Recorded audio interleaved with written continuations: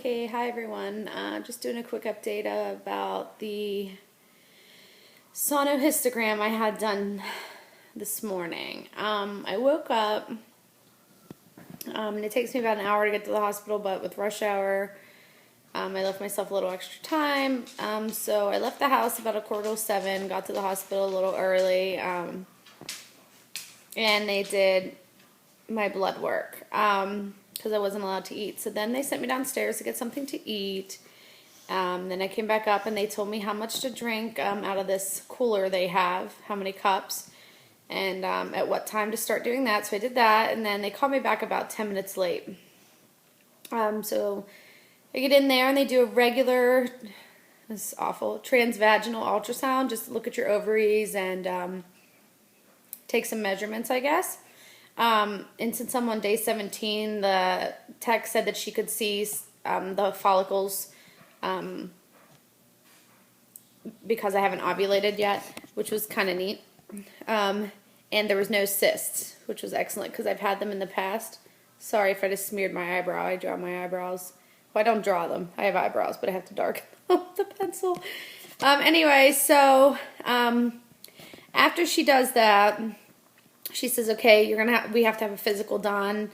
So then the PA comes in and she does my physical. And then we were ready to do the sonohystogram.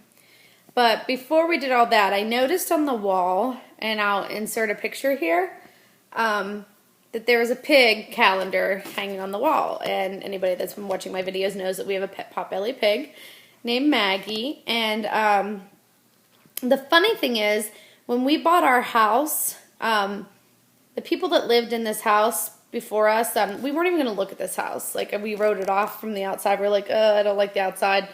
But we decided to come look at it anyway. And when we came in, there was a rocking horse, but it was a pig. So we were like, that has to be a sign. We have to get this house. So needless to say, this ended up being our favorite house regardless. So we got the house, but the pig was in here, so it was like a sign. So when I went in today and there was that pig on the wall, I was like, wow. So I texted my husband, I took a picture of it, and I'll upload the picture right here.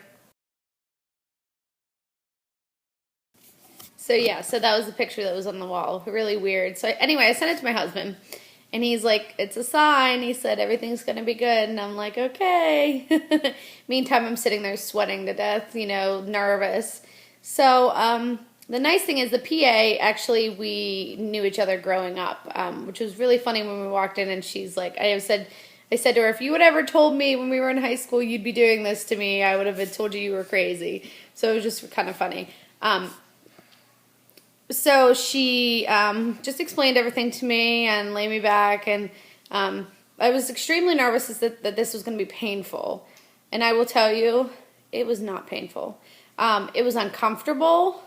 Until they took, getting the catheter in. She got it in on the first try, which I was worried about because I had a leap done years ago, and I was worried that would affect it. And she got it in first try, no struggle, got it right in, took the speculum out. After that came out, they had to put the ultrasound probe back in, but after the speculum came out, it was so much more comfortable. That was the worst part probably, because it's just, I hate that. She put the water in, and it was really weird. And I was laying flat, so I could actually see my lower stomach go like this a little bit. It was really strange, and it's a really weird feeling because the saline's cold, and it's like you can feel coldness inside you. It's weird. And then when she was done, I sat up, and it all gushed out. It was really strange. My water never broke with my daughter, but I imagine that's what it would feel like if your water broke. So, yeah, but if anybody has to have this done, I'd recommend and now my husband had to work, he couldn't go with me, and my mom had a doctor's appointment, and my sister had to get her boys on the bus, so I went by myself. But I would recommend, it was nice that I knew her and we could chit-chat, and so she didn't say, I'm going to do this now, I'm going to do this now. I didn't know what she was doing, which was fine with me because it made it go so quick, and I wasn't, tensed up waiting for things that she was going to do.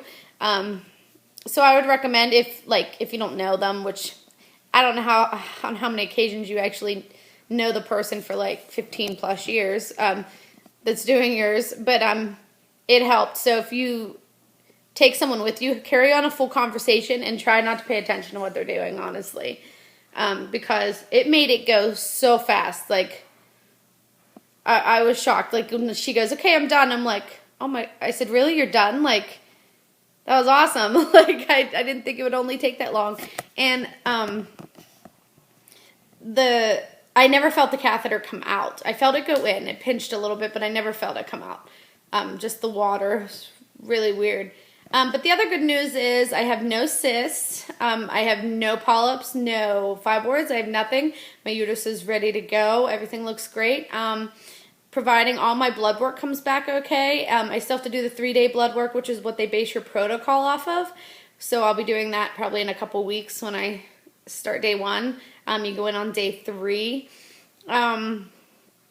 I'll have that done, and then they can base my protocol. Now our lab shuts down at the end of June through the beginning of July. So the earliest I can get a period is July 3rd. So I'm actually due like June 28th or 29th. So she's supposed to call me today and let me know if they can put me on birth control pills to prolong the next period. That way I can just start on July 3rd. That way I don't get it early and miss that whole cycle and have to wait till August. Because I would really hate to have to wait till August, because then we run into the school year again, and it's going to be hard getting my daughter on. She doesn't ride a bus. She's a walker, considered a walker. It's a couple blocks away, but she's only 7, so we have to take her and pick her up. So it'd be nice because if we can get it done in July, because she wouldn't be in school, we wouldn't have to worry about who's going to take her to school today. We have to go to the hospital again, and I know you're constantly back and forth during that process. But yeah, that's our good news for today. Everybody say a little prayer that all my blood work comes back okay, and hopefully we'll be starting at the beginning of July. I should find that out today.